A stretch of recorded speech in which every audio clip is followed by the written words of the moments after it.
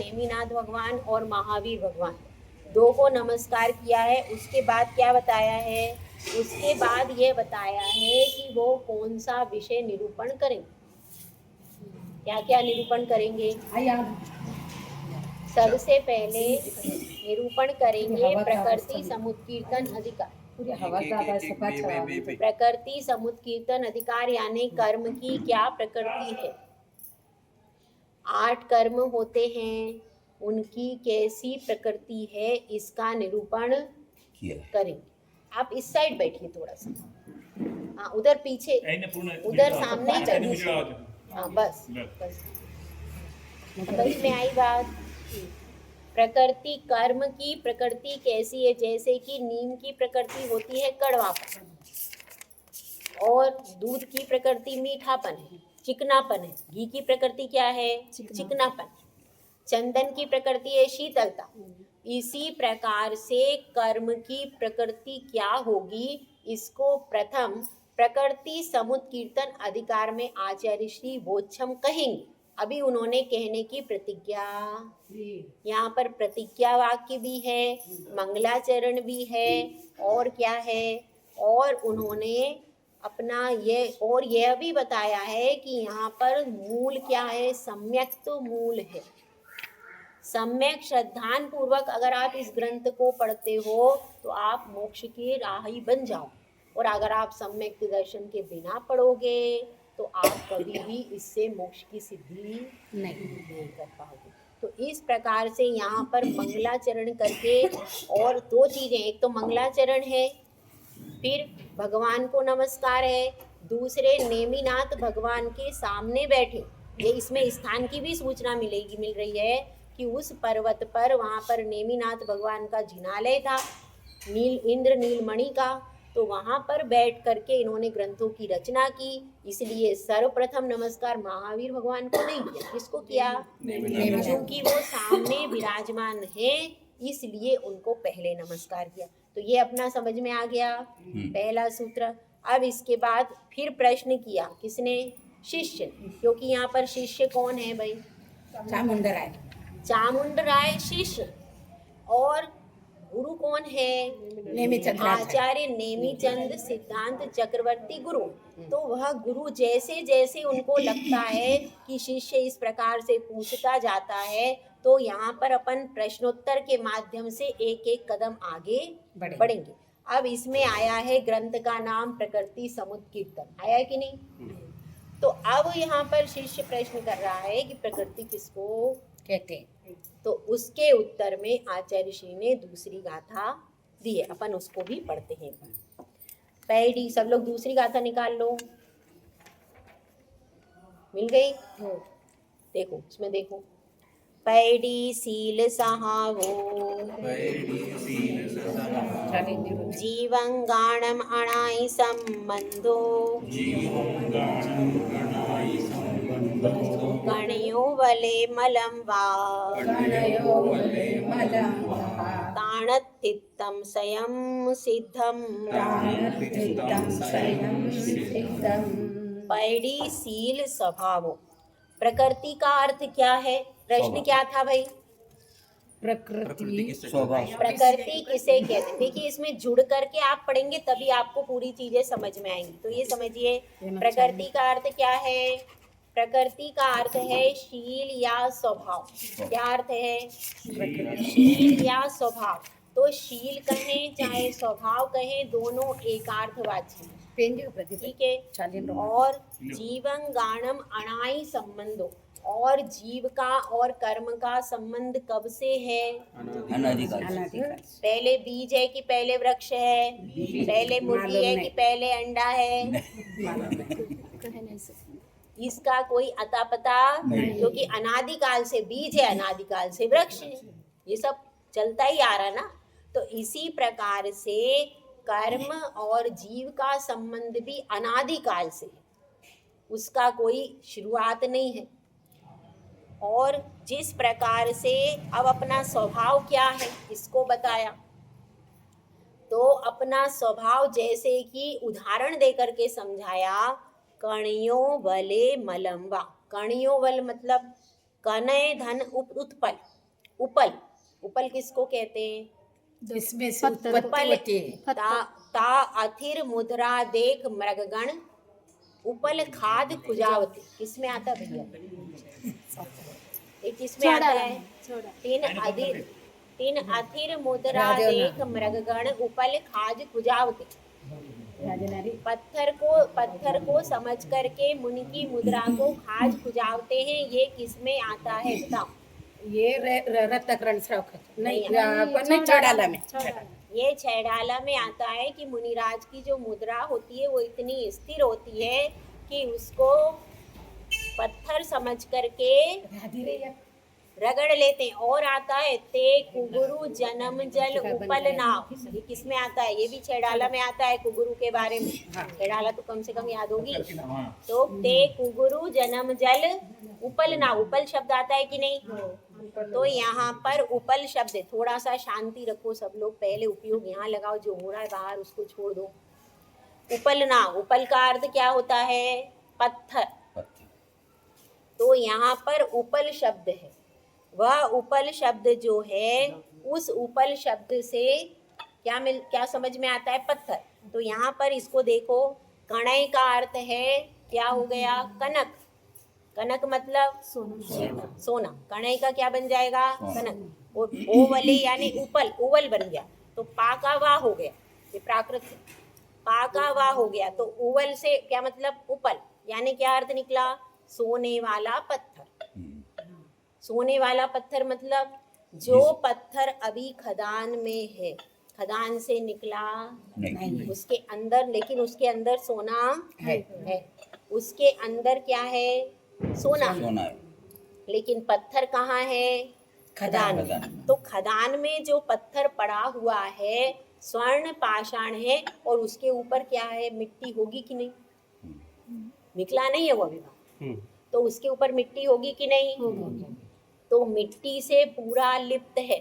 अब उसको देख करके सामान्य व्यक्ति कह नहीं सकता कि इसमें सोना है या नहीं, लेकिन जो पारखी होगा वह उसके वजन से या उसके हिसाब से देख करके क्या समझ जाए कि भाई ये तो स्वर्ण पत्थर है, ये स्वर्ण पाषाण है और ये साधारण पाषाण। हर व्यक्ति उसको समझ सकता है क्या? नहीं, हर व्यक्ति उसको समझ नहीं सकता। तो यहाँ पर यही बात बता रहे हैं, कणियों बले मलम्बा। जिस प्रकार से सोना स्वर्ण पाषाण है और वह मल से युक्त है, कीचड़ से युक्त है, मिट्टी से युक्त है। ताणत हितम स्वयं सिद्धम, लेकिन स्वभाव उसका कैसा है? स्वर्ण रूप है, मिट्टी रूप और पाषाण रूप नहीं है। इसी प्रकार से हे जीव, तुम्हारा स्वभाव भी ज्ञान दर्शनमयी शुद्ध आत्मा है, ये तुम्हारा स्वभाव है। लेकिन अभी क्या दिख रहा है? ये जो मिट्टी है, ये जो संसार का आवरण है, ये तुम्हारा स्वभाव नहीं। तो इसमें एक प्रकार से जीव के स्वभाव को भी बताया, मतलब एक उदाहरण दिया है, उसके द्वारा आप समझो कि स्वभाव क्या है। स्वर्ण पाषाण जिस प्रकार से, उसी प्रकार से हम भी हैं। हमारी आत्मा ज्ञान दर्शन स्वभावी आत्मा है, उसका स्वभाव शुद्ध है, वह कभी भी कैसी नहीं होती, उसका स्वभाव कभी खत्म नहीं होता। और उसके ऊपर से मलिनता रूप में क्या है? कर्म का आवरण है। अंदर जैसे बाहर, जैसे स्वर्ण पाषाण होता है ऊपर से आवरण होता है, उसी प्रकार से अपनी भी आत्मा अंदर है, ऊपर से ये आवरण कर्मों का है, ऊपर से यह देह का आवरण है। तो इस चीज को आप समझो, मेरा स्वभाव ये देह नहीं है क्या? नहीं। मेरा स्वभाव यह संसार के जो भी कर्म चल रहे हैं वो भी मेरा स्वभाव सिर्फ और सिर्फ मेरी आत्मा है। तो इसमें यह बताया गया है कि आपका स्वभाव क्या है। और स्वयं सिद्धम, यानी हम स्वयं सिद्ध है। वो सोने को आपको सिद्ध करने नहीं जाना पड़ता, वो तो अपने आप सिद्ध है। सोने को आप बना करते हो क्या, वो तो खदान में से निकाला और बस शुद्ध है, बस शुद्ध करने की प्रक्रिया करनी पड़ती है, लेकिन इसके अलावा आपको उसको कुछ करना नहीं पड़ता। तो अब इसकी टीका को अपन पढ़ते हैं। टीका का हिंदी अर्थ देखो, उसमें देखिए, उसमें टीका है, ऐसा रखिए बीच में कि सब लोग देख सके, थोड़ा बीच में रखिए, सब लोग उसको देख। प्रकृति किसे कहते हैं? यह कहते हैं जैसे अग्नि का ऊर्ध्वगमन, वायु का तिर्यक गमन और जल का नीचे को गमन स्वभाव है, उसी प्रकार अन्य कारण निरपेक्ष जो होता है उसे प्रकृति या शील या स्वभाव कहते हैं। क्या परिभाषा दी? अग्नि कैसी? हमेशा ऊपर को जाती, और वायु कैसे जाती? हमेशा तिरछे आदि गमन करती है। जल का नीचे को गमन होता है, ये क्या है? ये स्वभाव है तीनों का। उसी प्रकार अन्य कारण निरपेक्ष जो होता है उसे प्रकृति या शील या स्वभाव, मतलब अन्य कारण की अपेक्षा नहीं है उसको, किसी भी अन्य निमित्त नहीं चाहिए। बिना निमित्त के स्वाभाविक रूप से जो परिणमन होता है उसे क्या कहते हैं? जैसे आपको जानना है तो आपको कौन सा निमित्त चाहिए? कोई चाहिए ही नहीं, निमित्त नहीं चाहिए। आप तो जानते देखते ही रहते हो, यहाँ से वहां तक गए तब भी जान रहे हो, अकेले में बैठे हो किसी से बात नहीं कर रहे तो भी जान रहे हो, देख रहे हो। आपका जानना देखना बंद होता है क्या? आंखें बंद होती हैं तो अंतरंग में भी तो जान देख रहे हो, सपने में रहते हो तो भी अंतरंग में जान देख रहे हो ना। कभी आपका जानना देखना बंद होता है क्या? नहीं होता। तो यह प्रूव होता है वो आपका स्वभाव। गुस्से में तो आप 5 मिनट 10 मिनट, उसके बाद क्षमा में आते हो, मतलब क्षमा आपका स्वभाव है, गुस्सा नहीं। ये चीज तो जो हमेशा, इसमें देखो कितनी सुंदर परिभाषा दी है।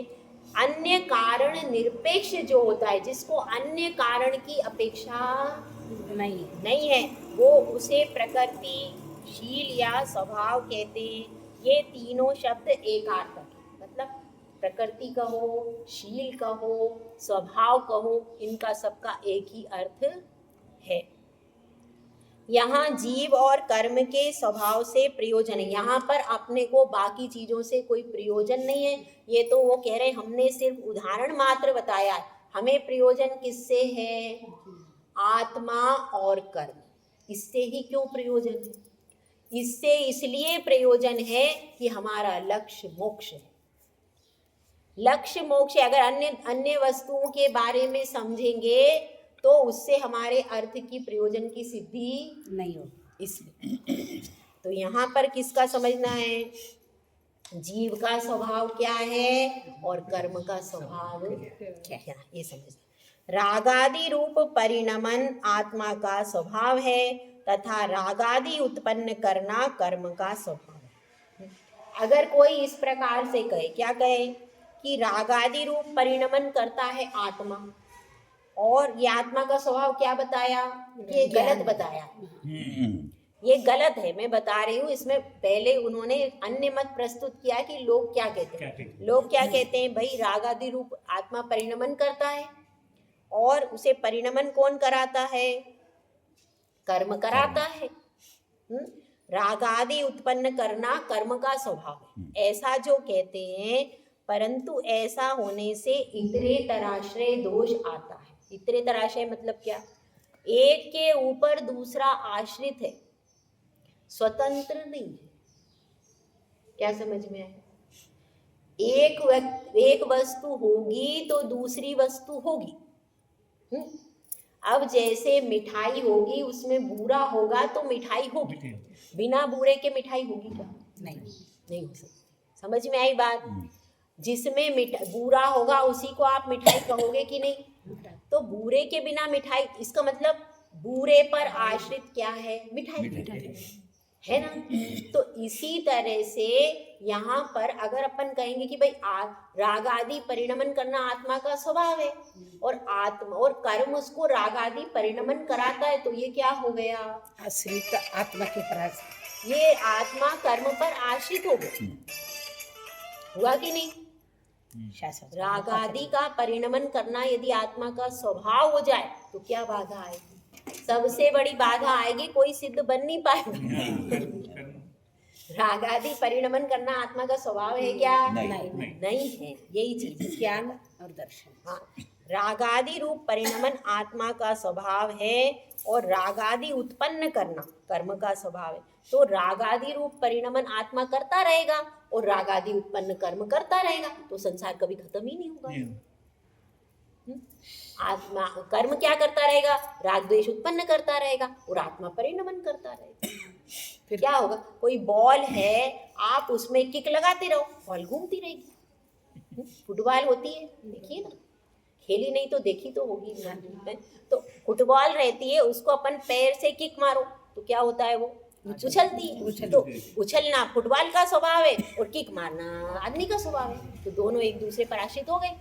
तो इसी प्रकार से इसमें कह रहे हैं कि रागादि परिणमन करना आत्मा का स्वभाव है, तो वह भी नहीं हो सकता।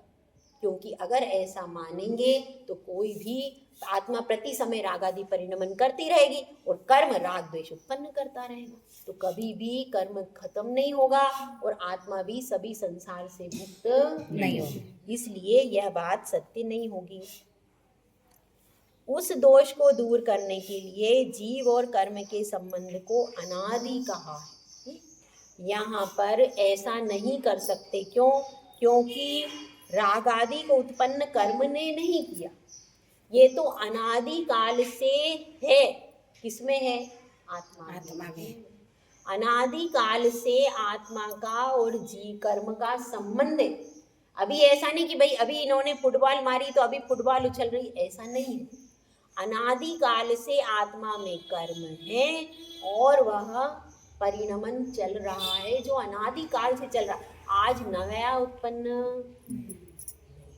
और इसमें सुबह दो बातें और बताई थी। नवीन भी उत्पत्ति होती है, पुराना तो अनादिकाल का है। अपने साथ में जितने भी कर्म हैं वो आज के नहीं है। आज के हैं क्या? नहीं। पर आज भी तो आप उपार्जित कर रहे हो। प्रति समय आप 7 कर्म बंध रहे कि नहीं? तो कर्म 2 प्रकार से मानने पड़ेंगे। एक तो अनादि जो अपने साथ में स्टॉक चल रहा है, एक तो वो है, और एक दूसरा क्या है जो अपन अभी बांध रहे हैं, इस समय भी बांध रहे। तो जो अपन नवीन बांध रहे हैं वो क्या है? नहीं। वो तो नवीन कर्म भी बंधते हैं और सत्ता में पड़े हुए भी। तो यहाँ पर क्या कहा गया? यहाँ पर सत्ता में पड़े हुए कर्मों की चर्चा है। समझ में आई बात? तभी कर्म अनादि सिद्ध होंगे। नवीन कर्म का तो नहीं कर सकते, नवीन कर्म तो अब आ रहे हैं, बंध रहे। और पुराने कर्मों की अपेक्षा से चर्चा की गई है कि अनादि काल से जीव का कर्म का बंध चालू है। इसलिए ऐसा नहीं है कि जीव ने, आत्मा ने, कर्म ने रागादि उत्पन्न किए और आत्मा का स्वभाव रागादि परिणमन मान ही नहीं सकते। वो वैभाविक परिणति है, स्वाभाविक परिणति नहीं। ठीक है। जैसे स्वर्ण पाषाण में स्वर्ण और पाषाण का संबंध अनादि है, उसी तरह जीव और कर्म का संबंध अनादि। जैसे स्वर्ण पाषाण है, स्वर्ण पाषाण में स्वर्ण कब रखा? उसके अंदर पाषाण की अनादि पहले से ही एक खदान में कब से था वो स्वर्ण? अनादि काल से वैसा ही था, उसमें किसी ने ऊपर से डाला क्या? नहीं। इसी प्रकार से आत्मा और कर्म अनादि काल से बंधे हुए हैं, वह ऊपर से थोपी हुई चीज नहीं है, उसी में है। इससे यह तर्क निरस्त कर दिया कि अमूर्त जीव मूर्त कर्म से कैसे बंधता है। अब ये चीज भी समझ लीजिए, जीव कैसा है? मूर्ति नहीं, अमूर्तिक है। जीव अमूर्तिक है और कर्म कैसा है? मूर्तिक है। ठीक है। तो अमूर्त जीव मूर्त कर्म से कैसे बनता? मूर्तिक का अर्थ क्या होता है भैया? दिखने वाला। स्पर्श रस गंध वर्ण से स्पर्श रस गंध वर्ण, ये 4 चीज जिसमें होती है वो क्या है? मूर्तिक है। वह मूर्तिक है। तो मूर्त कर्म है और आत्मा कैसी है? स्पर्श रस गंध वर्ण से रहित है। तो आत्मा के प्रदेशों में आकर के ये कर्म ठहरते और उनमें पहले से भी कर्म है कि नहीं, तो उन्हीं कर्म पुद्गलों में ये आकर के ठहर जाते। समझ में आई बात? आत्मा के प्रदेश तो कैसे हैं? अमूर्तिक है वो, तो उसमें स्पर्श नहीं है कुछ भी गुण। आत्मा में स्पर्श गुण है क्या? नहीं। तो टच करता है क्या वो ऐसे बांध लेता है क्या कर्मों को? नहीं बांधता। ये चीज समझने की है कि वो ऐसा नहीं है जैसे कि ये माइक रखा है, ये टेबल रखी है, टेबल पे कपड़ा रखा है, स्पर्श कर रहा है। आत्मा एक भी कर्म को स्पर्श अगर करेगा तो आपको अमूर्तिक मानना पड़ेगा, फिर मूर्तिक मानना पड़ेगा। तो वह स्पर्श नहीं करता है। जो कर्म का पिंड है उसी पिंड में आकर के सब संचय होते हैं, तो वह उस स्थान पर है। आत्मा के प्रदेशों के स्थान पर तो है लेकिन उसको स्पर्श नहीं, क्योंकि आत्मा में स्पर्श गुण नहीं है। समझ में आई बात? तो इसीलिए बता रहे हैं कि वह अमूर्त आत्मा है, उससे मूर्त कर्म बनता है। वास्तव में जो कर्म का पिंड पहले था उसी में यह सब बनता है, ऐसा समझ। इससे यह तर्क निरस्त कर दिया, अमूर्त जीव मूर्त कर्म से कैसे बनता है। अब प्रश्न होता है जीव और कर्म का अस्तित्व कैसे सिद्ध होता है? तो उत्तर है वह स्वतः सिद्ध है, क्योंकि आत्मा तो मैं इस प्रत्यय से जाना जाता है और कोई दरिद्र और कोई श्रीमान देखा जाता है, इससे कर्म का अस्तित्व सिद्ध होता है। अब यह बताया है। दूसरा प्रश्न क्या है? जीव और कर्म का अस्तित्व कैसे सिद्ध होता है? जीव का अस्तित्व कैसे सिद्ध होता है? तो जीव का अस्तित्व तो सिद्ध अपने को अपने आप होता है कि अपने को ज्ञान दर्शन स्वभावी अनेक कितने सारे जीव दिखाई दे रहे हैं कि अपने चर्म चक्षुओं से भी दिख रहे हैं और ज्ञान चक्षु से भी पता चलता है कि मैं जीव हूँ। बताना पड़ता है क्या? सब जानते। तो अपना जैसे अस्तित्व सिद्ध हो रहा है, आत्मा का अस्तित्व स्वतः सिद्ध है, उसके लिए कोई प्रमाण की आवश्यकता नहीं। और कर्म का अस्तित्व कैसे सिद्ध हुआ? तो कर्म का अस्तित्व ऐसे सिद्ध हुआ कि कर्म के अस्तित्व के लिए क्या हुआ? जो कोई जीव अमीर है, कोई गरीब है, किसी के हाथ पैर में तकलीफ है, किसी को कोई तकलीफ है, किसी का कुछ है। जन्म से ही अपंग कैसे हो गया? उसने क्या किया? अभी ठीक है, किसी ने कुछ कार्य किया और वो उसको कुछ हो गया तो वो तो ठीक है, लेकिन जन्म से ही कोई किसी के हाथ नहीं है, किसी के पैर नहीं है, किसी की एक आंख है, ये सब कैसे? अगर पुनर्जन्म नहीं है, क्योंकि 2-3 धर्म संप्रदाय तो पुनर्जन्म मानते ही नहीं है, तो फिर ऐसा कैसे है? जन्म से क्यों? कर्म। इसी का उत्तर दे रहे हैं, अनादि काल का कर्म है। उसने पूर्व भाव में किसी को तकलीफ दी, किसी की आंख फोड़ी थी, तो आज उसकी आंख नहीं। जो उसने पूर्व भाव में किया है उसी के अनुसार उसका शरीर मिला है, उसको सब कुछ मिला है। तो इस तरह से अपन को कर्म का अस्तित्व भी सिद्ध हो रहा है और आत्मा का अस्तित्व भी, दोनों स्वतः सिद्ध है। दोनों को अलग से कुछ सिद्ध करने की जरूरत नहीं। तो इसीलिए ये बताया ना, स्वयं सिद्धम, स्वयं सिद्ध है। आत्मा भी सिद्ध है और कर्म का अस्तित्व भी सिद्ध है। संसारी जीव कर्म नो कर्म को कैसे ग्रहण करता है? अब कहते हैं, अब ये बात चल रही है, संसारी जीव जो है वो कर्म और नो कर्म दो चीजें। हाँ भाई, कर्म किसको कहते हैं ये भी थोड़ा सा समझ लें। कर्म किसको कहते हैं? आत्मा तिथं कशाचे? कषाय।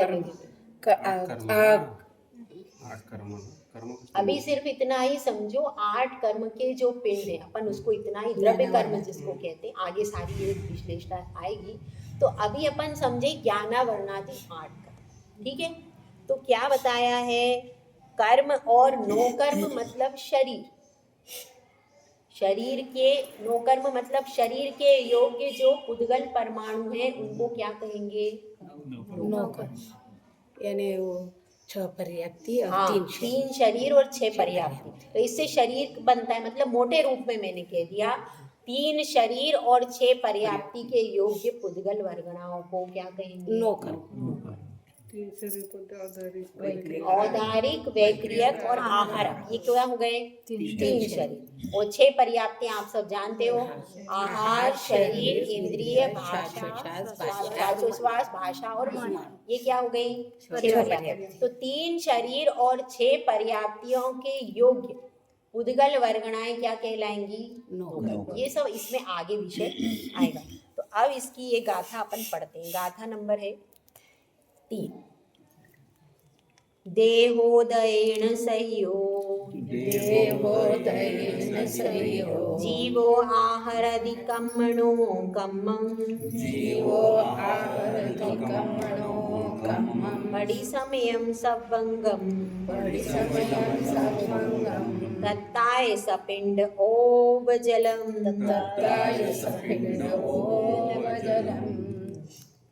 इसमें बताया गया है जीव कैसे कर्म नो कर्म को ग्रहण करता है, उसकी पूरी विधि बताई। क्या बताया? देहोदयेन सह्यो, देह के उदय से सहित होने के कारण क्या करता है? जीव आहारदि, आहारदि का अर्थ यहाँ पर आहार नहीं है, ग्रहण करना। आहारदि का अर्थ क्या है? ग्रहण करना। क्या ग्रहण करता है? कर्म और नो कर्म को ग्रहण करता है। कितना ग्रहण करता है? प्रति समय। सवंगम, कैसे ग्रहण करता है? तो सवंगम यानी समस्त आत्मा के प्रदेशों से कर्म को ग्रहण करता है। ऐसा नहीं होता कि इधर से ग्रहण किया इधर से नहीं करा, ऐसा नहीं। पूरे आत्मा के पूर्ण प्रदेशों से वह कर्म और नो कर्म को ग्रहण करता है। हर समय करता रहता, यानी जब से जन्म लेता है और मरने जन्म मरण क्या, वो तो चलता रहता है अनादिकाल से। नहीं सुना तब तक क्या इसे बोल रहे? अनादिकाल से करते आ रहे हैं, प्रति समय यानी इसे तब समय करते आ अरिहंत बनेंगे तभी तक होगा ही होगा, ऐसा नहीं है। अनंत बनेंगे तभी तक चलेगा। नहीं, अनंत भगवान का इतना नहीं, वो अब बाद में परिस्थिति। यहाँ तो संसारी जीव का प्रकरण चल रहा है अभी, उसी वो को ऐसा कह रहे कि अरिहंत जब तक नहीं बनते तब तक होता ही रहेगा। हाँ ऐसा हाँ, होता ही रहेगा। जब तक अपन अनंत सिद्ध नहीं बनेंगे तब तक ये चलता रहेगा। तो कैसे ग्रहण करते हैं? प्रति समय सवंगम। सवंगम मतलब सब का अर्थ हुआ सब, प्राकृत में सब, सर्व का हो गया सब, और अंगम, अंगम यानी जितने भी अंग हैं, 8 अंग हैं, तो 8 अंगों से यह ग्रहण कर रहा है। किस प्रकार से? तत्ताय, तत्ताय यानी तपताय, तप्त, तप्त का क्या बन गया? तत्। तपताय यानी तप, तप मतलब अच्छी तरह से गर्म हुआ। क्या? लोहे का पिंड, आप उसको अग्नि में डाल दीजिए, इसको लोहे का गोला। दत्ताय सपिंड यानी लोहे का गोला। ओब, ओब मतलब ओब जलम, और जैसे उसको जल में डाल दिया जाए, लोहे का गोला है, उसको अग्नि में खूब तपा के लाल कर लिया, खूब लाल हो गया। अब उसको आपने ठंडे जल में क्या होगा? उछलेगा पानी। पानी से कितने वो कैसे ग्रहण करेगा? सभी तरफ से सभी तरफ से वो ग्रहण कर लेगा पानी। ऐसा तो नहीं है कि वो ग्रहण नहीं करेगा पानी पूरा। अच्छा, वो कितना भीगेगा? पूरा भीग जाएगा, वो पूरा भीग जाएगा, और पूरे उससे वो तपतायमान है, इसलिए और ज्यादा ग्रहण करेगा कि नहीं? ऐसे यह सोचो, उस लोहे के गोले के जैसे अपन कर्मों को प्रति समय ग्रहण करो।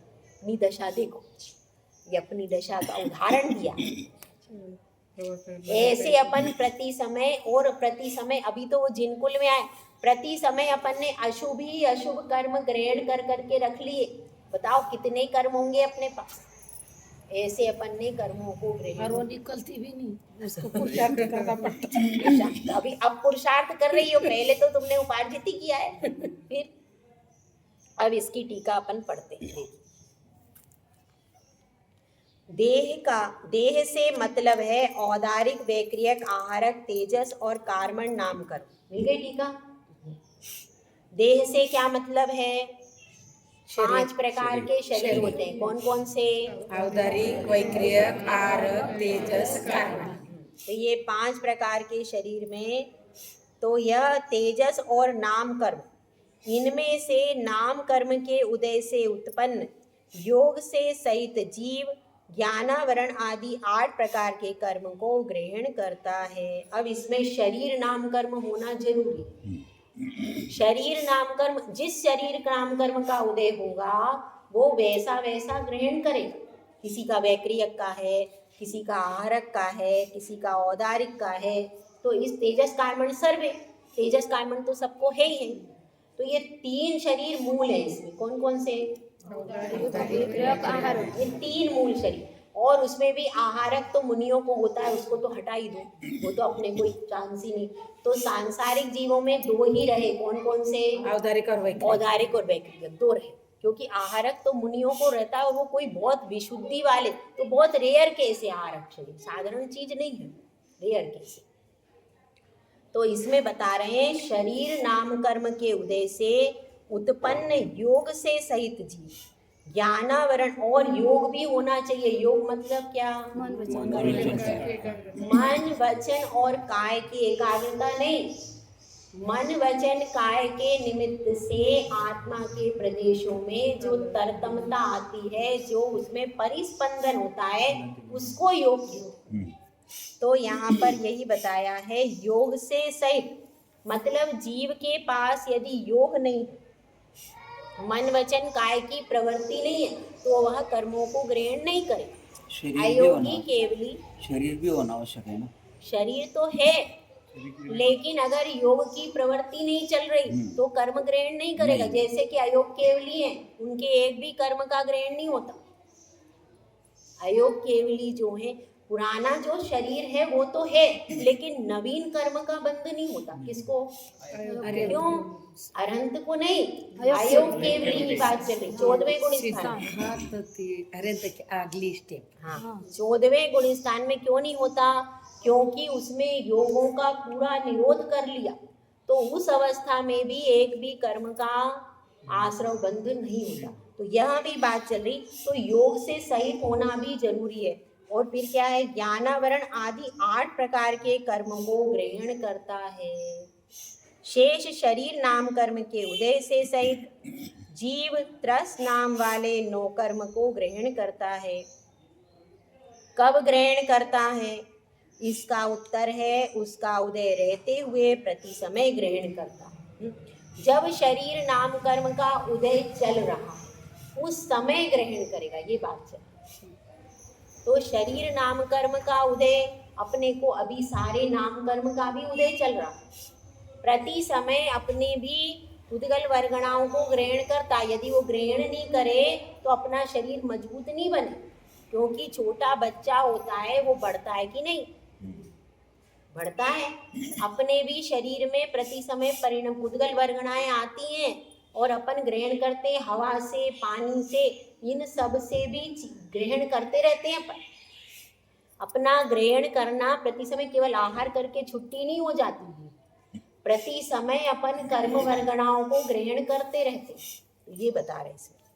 इसका उत्तर यह है कि उसका उदय रहते हुए प्रति समय ग्रहण करता है, तथा जैसे तपा हुआ लोह पिंड सब प्रदेशों से जल को ग्रहण करता है।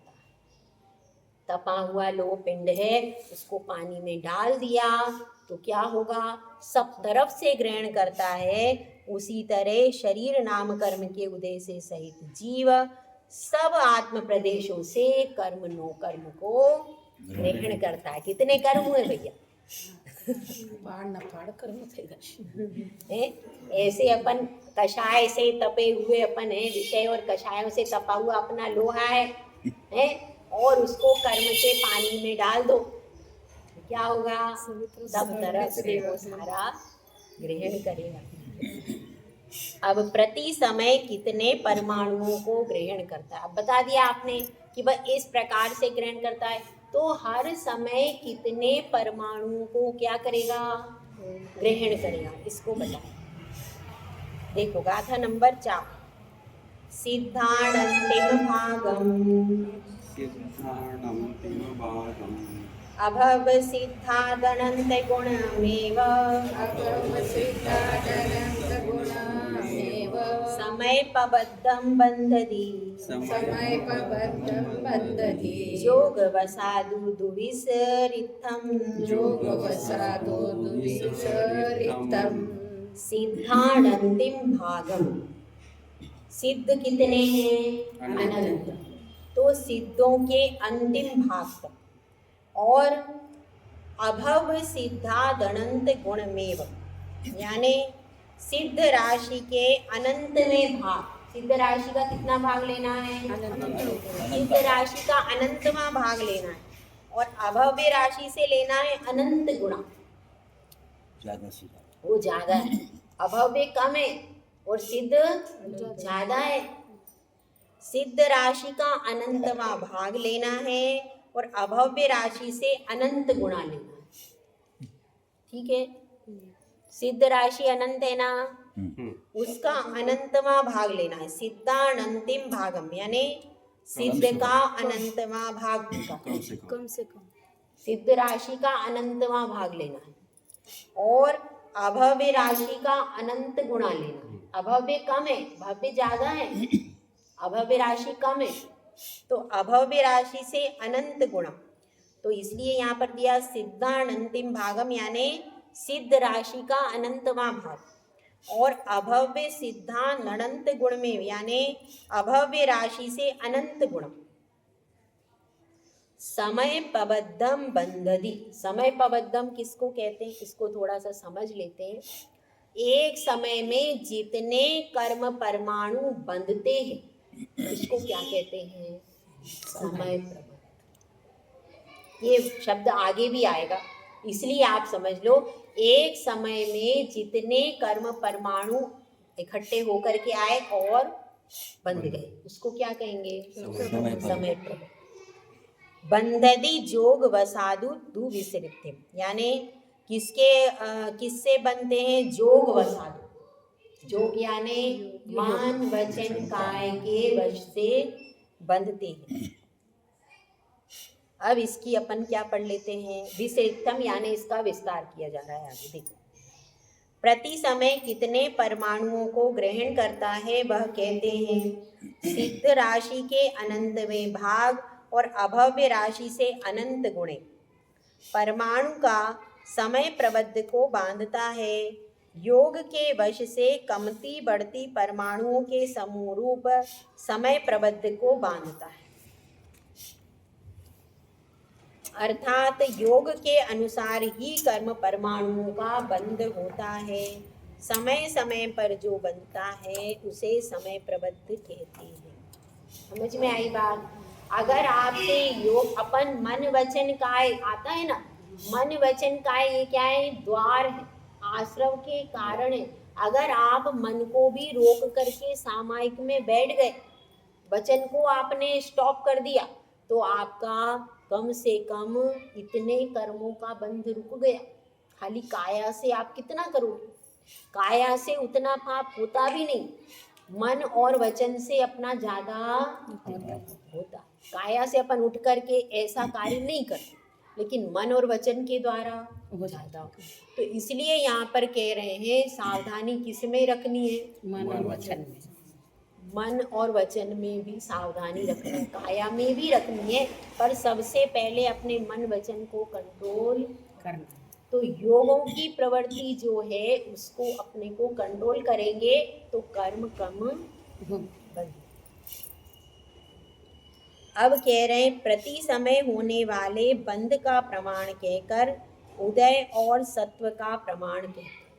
ठीक है, अब दो चीजें इसमें बता, क्या? उदय और सत्व, इसको थोड़ा सा अपन बेसिक में समझ लेते हैं। उदय का अर्थ क्या है?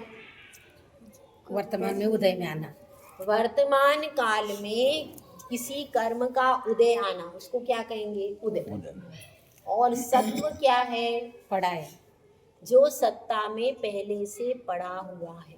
जो सत्ता में, जैसे थोड़ा सा अपन समझते हैं, एक बैंक बैलेंस के माध्यम से इसको थोड़ा सा समझते हैं।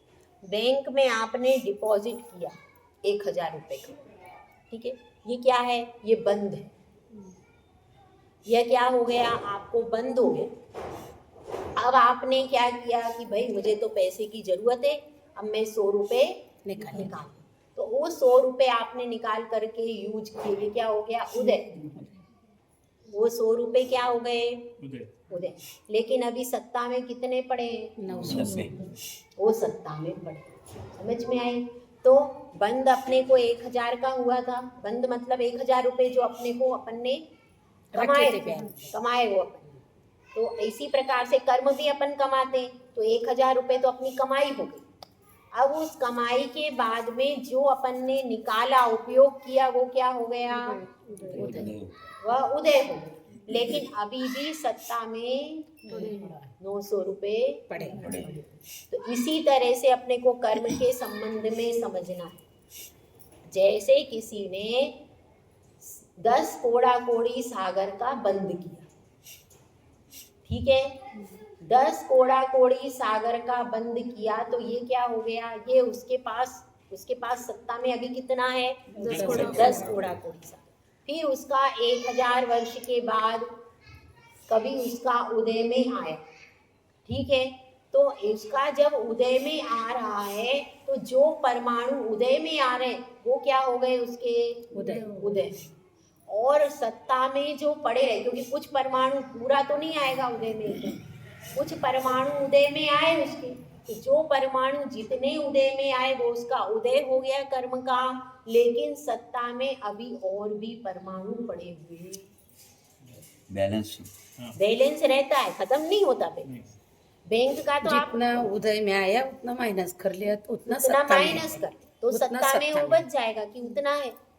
तो इस तरह से कर्म का भी ऐसे बैंक का बैलेंस जैसा चलता है, उसमें भी चलता है। लेकिन आप बैंक में तो गड़बड़ भी कर सकते हो, लेके भग भी सकते हो, इसमें कुछ ये नष्ट नहीं होता। ये तो आप खुद मेहनत करो, भगवान की भक्ति करो, तपस्या करो, दीक्षा लो, तब जाकर के कहीं ये बैलेंस आपका नहीं होगा। इसके बिना बैलेंस नहीं हो सकता। तो यहाँ पर यही बताया है। अब इसमें शंका की है, जब प्रति समय एक समय प्रबद्ध बांधता है और एक ही निर्जीर्ण होता है, तो सत्व में भी एक ही होना चाहिए। 1.5 गुण हानि प्रमाण की सत्ता कैसे संभव है। ये अपन ने पढ़ा नहीं है, ये अभी गाथा रह गई। ये गाथा नंबर 5 है, किसी का है, किसी का स्पष्टीकरण। 5 नंबर गाथा क्या है, 5 नंबर गाथा पढ़ लेते हैं, फिर इसका स्पष्टीकरण हो जाएगा।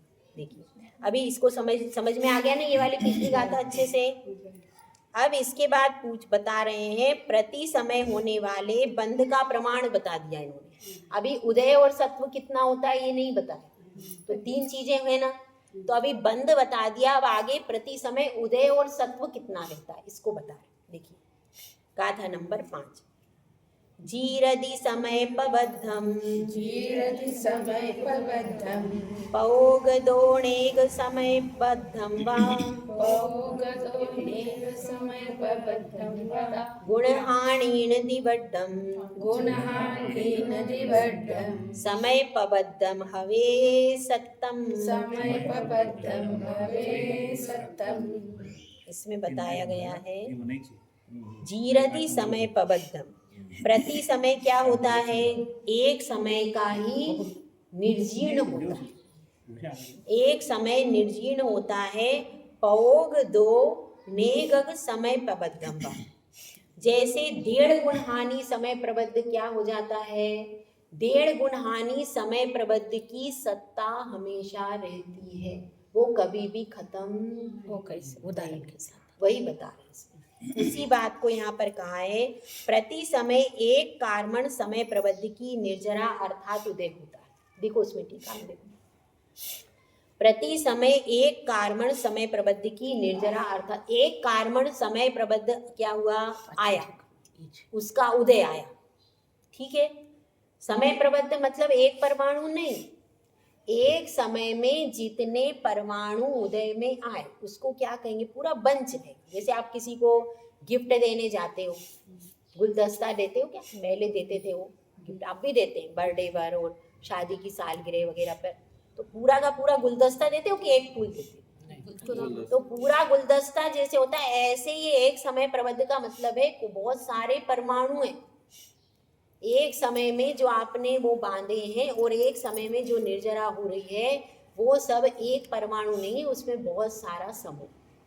ठीक है, तो एक समय प्रबद्ध, एक कार्मण समय प्रबद्ध की निर्जरा अर्थात ग्रहण होता है, अथवा सातिशय क्रिया सहित आत्मा के सम्यक्त आदि की प्रवृत्ति रूप प्रयोग के कारण जो निर्जरा के 11 स्थान कहे हैं उनकी विवक्षा से एक समय में अनेक समय प्रबद्ध की निर्जरा करता है। वैसे सामान्यता तो एक समय प्रबद्ध का होगा, लेकिन सातिशय क्रिया सहित, सातिशय मतलब, सातिशय का मतलब है सम्यक दर्शन, ये सम्यक दर्शन अतिशय है। तो सातिशय क्रिया सहित जो आत्मा ने सम्यक आदि की उत्पत्ति कर ली और फिर क्या कर लिया, निर्जरा के 11 स्थान तत्वा सूत्र में बताएं, किसी को याद है भाई बताइए? निर्जरा के 11 स्थान सम्यक दृष्टि श्रावक से शुरू होता है। सम्यक मुझे पाठ थोड़ा था। हाँ, तो उसमें 11 स्थान पूरे बताए ना, सम्यक दृष्टि श्रावक वेतानंद वियोजक छपक है, उसमें क्षीण मोह है, अनंतानुबंधी की विषय योजना करने वाला, मतलब क्रम से आप ये समझ लीजिए चतुर्थ गुण स्थान से लेकर के 12वें गुण स्थान, प्रति समय उसमें क्या चल रहा है, प्रति समय। और जो मुनिराज है वास्तव में, जो प्रति समय यहाँ पर निर्जरा चल रही, निर्जरा स्टार्ट कहाँ से हुई, चतुर्थ गुण स्थान वाले सम्यक दृष्टि श्रावक से, और सातिशय मिथ्या दृष्टि भी निर्जरा करता है जो सम्यक दर्शन प्राप्त करने वाला है उस समय पर, वो इसमें विशेष विश्लेषण बाद में।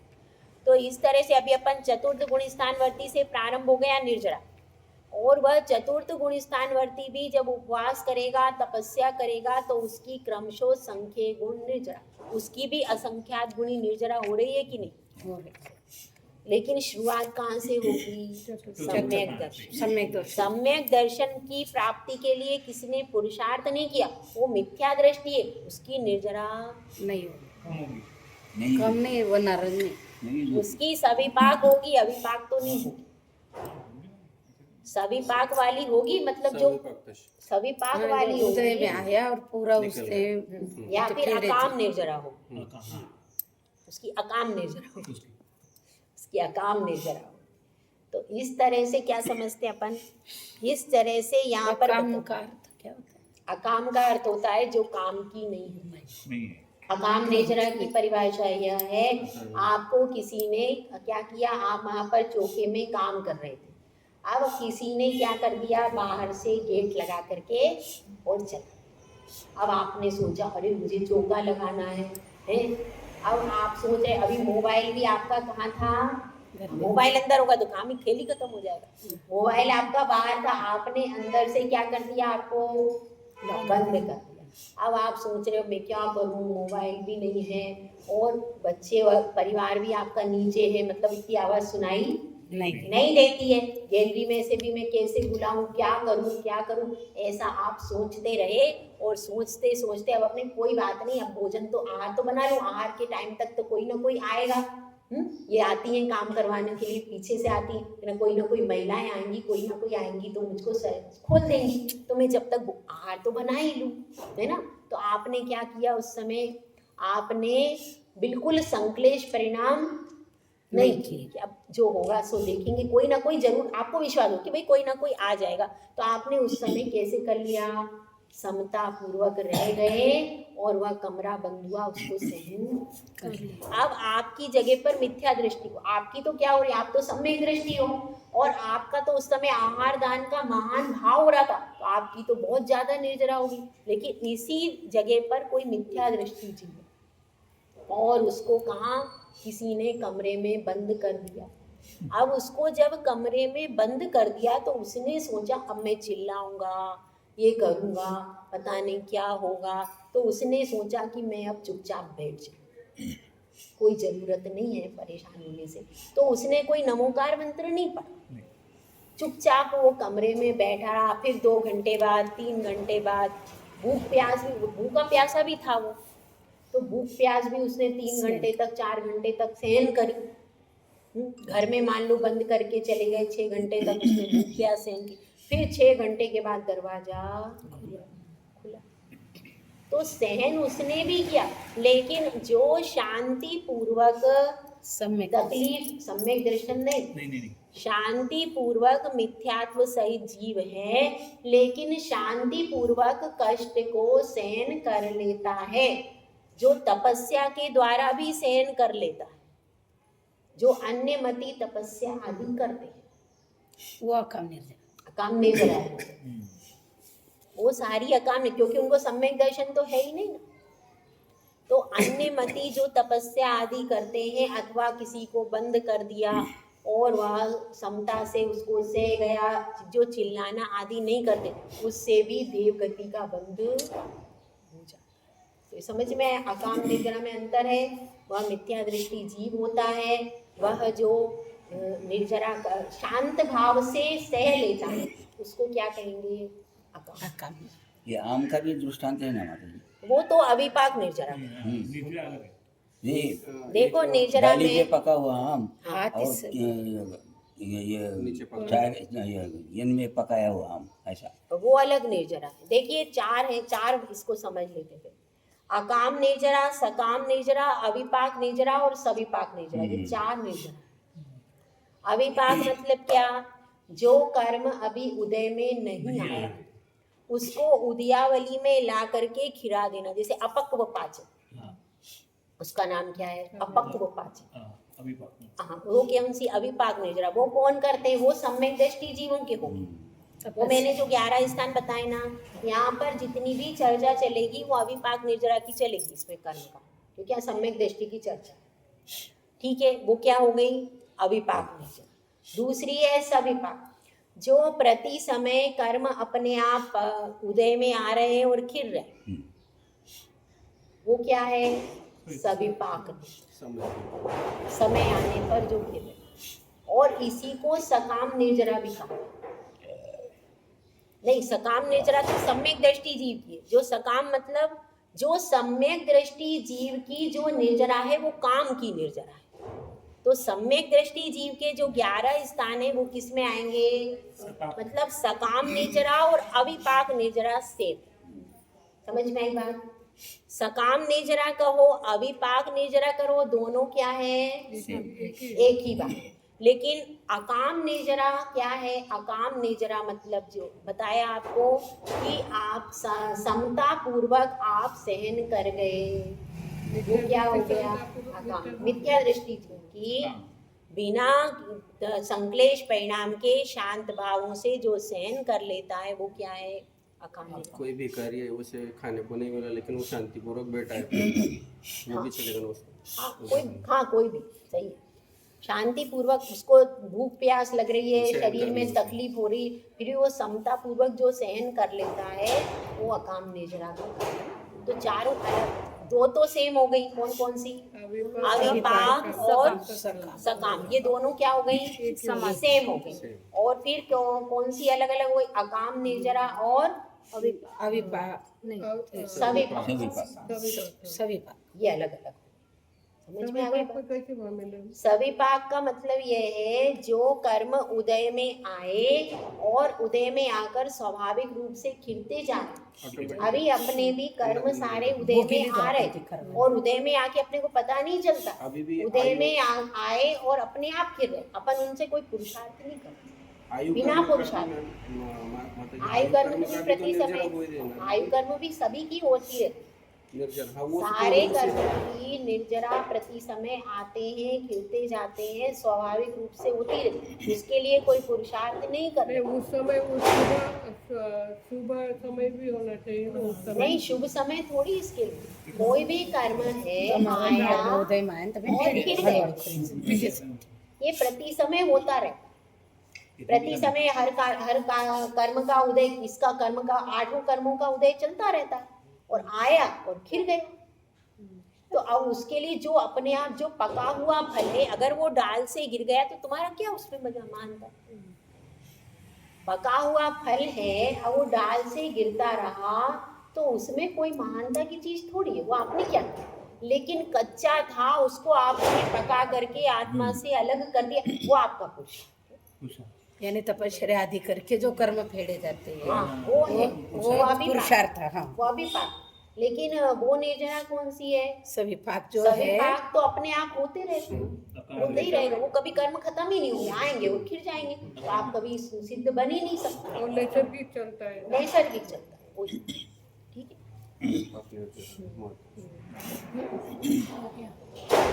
होने महाराज की तपस्या आदि करी सर 4 जैसे फेड़े। हाँ, अब इसको पूरा तो कर लेंगे, इसको पूरा कर लेते हैं। तो अब इसमें यह बताया है, निर्जरा के 11 स्थान कहे, उनकी विवक्षा से एक समय में अनेक समय प्रबद्ध की निर्जरा करता है, तथा प्रति समय 1.5 गुण हानि प्रमाण समय प्रबद्ध का सत्व होता है। ये कैसे है? तो इसका वर्णन कहाँ दिया है? जीव कांड में दिया। ये आगे बता रहे, जब प्रति समय एक समय प्रबद्ध बांधता है और एक ही निर्जीर्ण होता है तो सत्व में एक ही होना चाहिए। समझ में आई बात? एक समय का बंद कर रहा है और एक समय का उदय, बताया ना। एक समय प्रबद्ध बांध रहा है और एक समय प्रबद्ध की निर्जरा कर रहा है, तो सत्ता में कितना होना चाहिए? 1 गुना। ऐसा किसी ने प्रश्न किया तो उसका उत्तर क्या कहा?